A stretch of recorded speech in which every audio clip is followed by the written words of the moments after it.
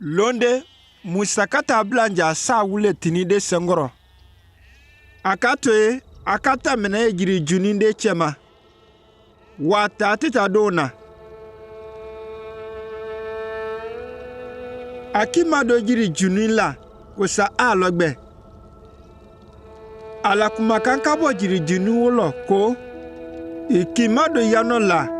Ya samala bo iseno. Kamaso ilen joromeno ni. Lohoroma jorole. Nele ibeme uti alale. Ibrahima ni Isiaka ni Jangoba yeme batola. Wome Musa bolo aka nyamatun. Kama soro ate siana akana nyalo alalo. Alako na muye gbalo meno misila. Be weye cho. Be aya makasi kame kabe aya toroyama. Bena na lahe mafakolo na dume lahe tala Ibrahima ni abozon wunye. Wolo bena aila boyalo mislanga ufanga koro. Kaila bodu wolo. Kata aile dulo wala ni ndelo. Menyi meani kosobe. Wolo butu ngeto ila wala falawuna ma. Alako iena mula bo misla. Wa Musa ko alanye. Ne mina fene yena wala falawuna ma kabanislanga wula bo misila. Wo foko alako anye ngeto ife ibena mu wula bola misila wati meno ainato mbatula tinime koka. Musa ko nyangata mu makafa ainye ko aibeme utile na njila yala aima. Nyaika manyininga ko atodi wobe kela ngeto mine fola ainye. Alako Musa nye nemeni ne welele afa inye nele ni kila yala aima. Musa na jabila ko aitina lela na kumate kaitur malongu makana nyaima la kwile alale na ijele jiala na nakediwe.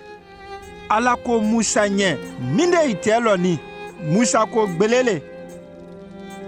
Alako anye alafliduma. Jonani gbeleka jeremaka ke sale. Alako Musa nye kotuni. Amina koma. Musa na sa mina mekela. Woka jerema kake gbelele kotuni. Alaka fanya ko. Aibe kabarango meye na. Ailato alako. Aibe me uti alana ajere jiala ila. Alana kabarango gbele jiala la ako. Ibolo la do iya diriki ba koro. Musa kaoke. Akabulola bo adiriki bakoro menge kuna akabulo fambe mina. Akabulola don adiriki bakoro kalabo kotuni. Abulo ka chene ya kake iyo ate teme cho. Woke ala kwanye nyaima la ko ne na ichila yala.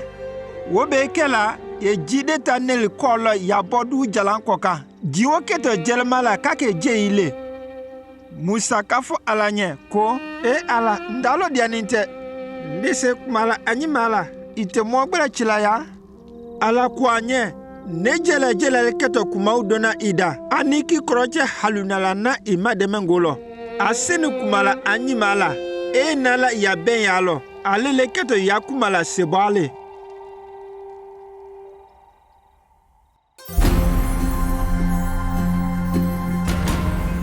Nimisamena kela Musa la adunyalo telo ala na wo jelmala di kabe amu la kisikoma.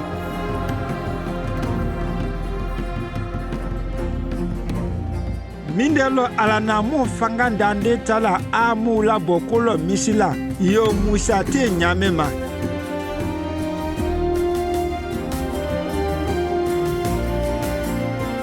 Tal kulime hakli minde di la moma kabe ala yakoma.